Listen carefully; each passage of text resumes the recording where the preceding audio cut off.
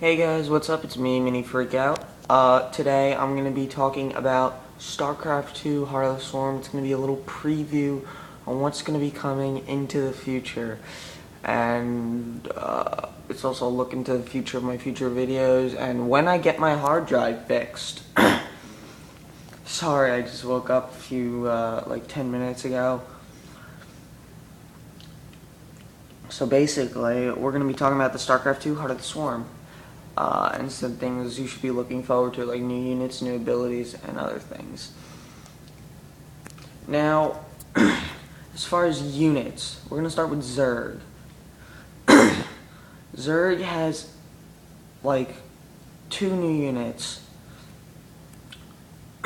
First unit, the Viper. Now, the Viper has 3 abilities. One ability is called Blinding Cloud, where you make a cloud over the enemy forces, a certain like area of effect. The cloud will be that lowers the range. Like Marines look like they have like 2 range. They have very low range. Second ability, Ocular, and Blinding Cloud is probably one of their most important abilities. Second ability, Ocular Parasite, where you can put this like eye on any of your units, and there'll be vision for you. You can even put it on your own Viper. Third ability, probably one of the most important abilities, just like fungal growth is an important ability to the Infestor, to the Viper. It is the pull, where you can pull units out of the army and screw them horribly. Say there's a Death Ball protoss army coming for you, and there's 3 Colossus in it, and you have like 4 Vipers. Use 1 Viper to Blinding Cloud the army, the other 3 to pull in the Colossus out of position of the army and destroy them immediately. Just screwing them horribly. Now, if these things have full energy, you could do another round of pulls. So say he has Immortals in his army, I think the pull costs like 100 energy. You can pull like Immortals then, after you've destroyed and disposed the Colossus. Now, these spellcasters are going to be very interesting. They're definitely going to be a lot easier to use apart from the Infestor. Definitely. Moving on, the Swarm Host is number 2. Can summon little units called Locusts, I think like 2 at a time. And they just, with 98 health points, they are just sent into a terran like defense of Marines, siege tanks, and bunkers, and you could wipe that. Slowly but surely it'll happen. They have good map control. They have good sieging abilities. They can be good harassment. And they could be good defense mechanisms. So Swarm Host is definitely going to be a good addition to the Zerg army. Now let's talk about some of the Zerg abilities. The Ultraless Burrow Charge. With Ultraless size problem, this is going to be a good addition to the Zerg army. They'll be able to charge and take the battle right into the center of them and just wipe forces much easily. Comparison. 3 Ultraless Burrow charging against like 25 Marines and 5 Marauders would win easily. 3 Ultraless just going in there without a charge ability, they might not get annihilated, but they might win with like 1 Ultraless surviving, possibly, or they won't win. So the Burrow Charge is going to be a definite game changer. Muscular Augments, the Hydroless Speed, that's going to be a definitely easier way for hydralisks to actually control the map now and actually defend against anti-air.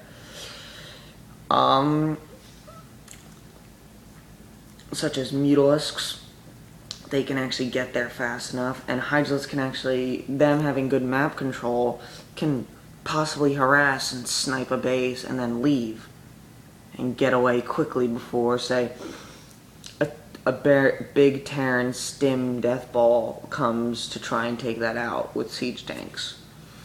Or a Colossus death ball comes and takes out those hydralisks. They can be useful and they can be fast and agile, getting out of there quickly. Now we are going to move on to protoss units. Starting as one protoss unit that's one more ability by the Zerg actually. Corruptors are going to have this siphon ability where they can attach themselves to buildings and get resources. That's going to be, it might sound strange, but Blizzard said it could be useful. Now moving on to the protoss units. I think they're taking out the Oracle. I'm not sure. I think they are, but that's a unit that can stun buildings such as spore crawlers from defending against the Oracles, and they can use this ability called Entombed, where it entombs mineral fields, and you cannot mine for those mineral fields for a few seconds or until you destroy them. Yeah. Easily losing 500 minerals of mining. Tempest, going to be a great anti-air unit that can be used for anti-air against mutalisks. They're going to be expensive though. They're going to be like 300 minerals and 400 gas supposedly. That's like as much as the mothership. Well, actually the mothership was 400 minerals, 300 gas, but still, it's going to be expensive. Or actually, I think it's 300 minerals, 300 gas. Yes, that's it. Going to be a very expensive unit because it is very strong. Even versus ground, it is incredibly strong. It's AoE against air, but it's not AoE versus ground, but it has long range. Mutalisk Micro will definitely be a strategy used in Heart of the Swarm. Mutalisk splits, even as silly as that sounds, it could work versus something like Tempest, because maybe magic boxing Tempests, that could be possibly a good strategy, since, yeah, it's going to be interesting. And then there's the Replicant. So useful, can replicate any unit. Versus Terran, you would replicate siege tanks. Versus Zerg, you'd replicate Infestors and Vipers. Could change the tide of battle. Vipers pulling in for the Protoss army, like pulling in stuff like Broodlords out of position and just destroying those. And PvP, replicate more Colossus. I mean, it's probably not going to be used as much as in PvP, but still, it could be used to replicate more Colossus.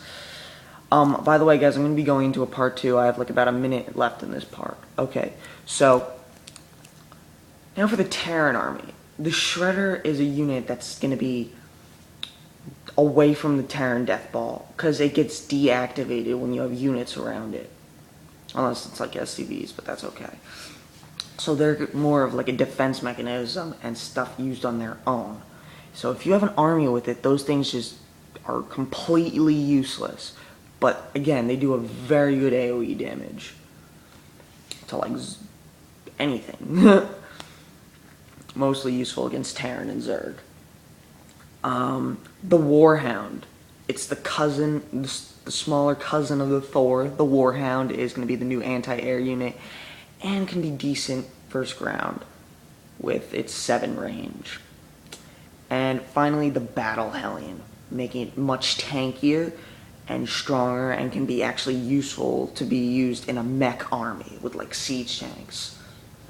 Now in part 2, we're going to be looking at some other stuff of what videos I'm going to be doing in the future. Okay, So I'm moving on to part 2. Peace.